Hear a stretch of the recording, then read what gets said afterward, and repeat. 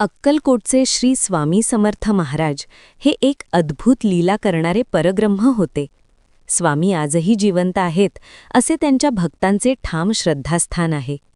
भिऊ नकोस, मी तुझ्या पाठीशी आहे, हे त्यांचे अभयवचन प्रत्येक भक्ताला धैर्य आणि आत्मविश्वास देते. स्वामींच्या कृपेने जीवनातील अडचणी दूर होतात आणि मनाला शांती, समाधान व सकारात्मकता मिळते. त्यांच्या स्मरणाने आणि नामजपाने भक्ताला संकटांवर मात करण्याची शक्ती प्राप्त होते. कोल्हापूरचे वामनराव हे स्वामींचे निष्ठावान भक्त होते. त्यांनी अक्कलकोट येथे जाऊन स्वामींचे दर्शन घेतले. स्वामींच्या सानिध्यात त्यांना अतिशय आनंद आणि मानसिक समाधान मिळाले. स्वामींचे जीवन अत्यंत साधी होते.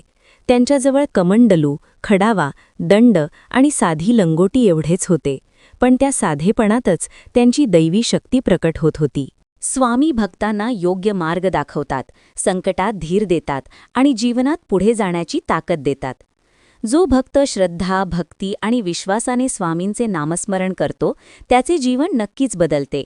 श्री स्वामी समर्थ. कोल्हापूरचे वामनराव कोल्हटकर हे श्री स्वामी समर्थ महाराजांचे अत्यंत निष्ठावान भक्त होते. त्यांना स्वामींच्या दर्शनाची तीव्र इच्छा होती, म्हणून ते अक्कलकोटला गेले. स्वामींच्या आश्रमात पोहोचल्यावर त्यांनी अत्यंत श्रद्धेने नमस्कार केला. स्वामींनी त्यांच्या भक्तीवर प्रसन्न होऊन त्यांचे मनापासून स्वागत केले. त्यावेळी आश्रमात साधेपणा होता.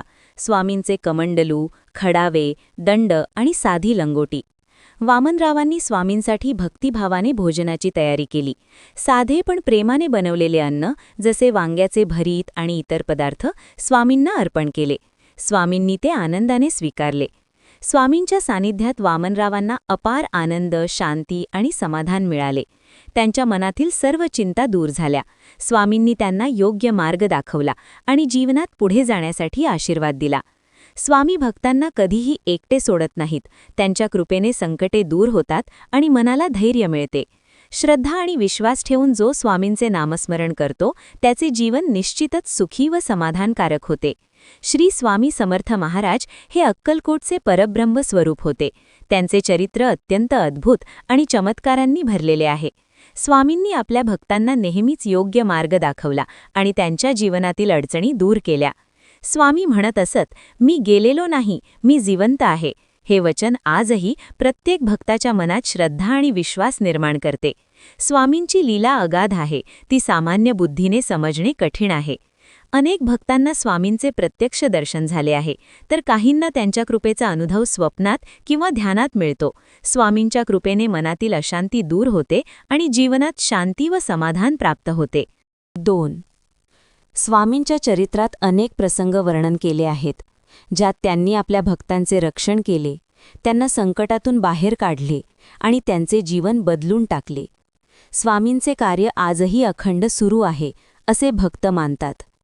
पुणे, अक्कलकोट आणि इतर ठिकाणी स्वामींच्या भक्तांची संख्या मोठी आहे. अनेकांनी त्यांच्या जीवनात स्वामींच्या कृपेने सकारात्मक बदल अनुभवले आहेत.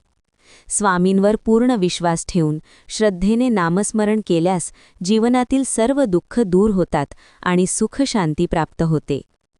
श्री स्वामी समर्थ महाराज हे साक्षात परब्रह्म स्वरूप होते. त्यांनी आपल्या भक्तांना नेहमीच अभय दिले आणि योग्य मार्ग दाखवला. स्वामींच्या वचनात अद्भुत शक्ती होती. ते म्हणत असत, भिऊ नकोस, मी तुझ्या पाठीशी आहे. स्वामींनी आपल्या जीवनकाळात अनेक अद्भुत लीला केल्या, परंतु त्यांच्या देहात त्यागानंतरही त्यांच्या लीलांचा अनुभव भक्तांना येत राहिला.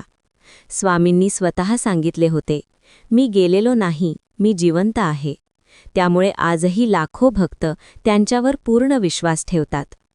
स्वामींच्या समाधीनंतरही अनेक भक्तांना त्यांचे दर्शन झाले आहे. काहींना स्वप्नात, तर काहींना प्रत्यक्ष संकटाच्या वेळी स्वामींची कृपा अनुभवायला मिळाली. त्यांच्या कृपेने अशक्य वाटणाऱ्या गोष्टीही शक्य होतात.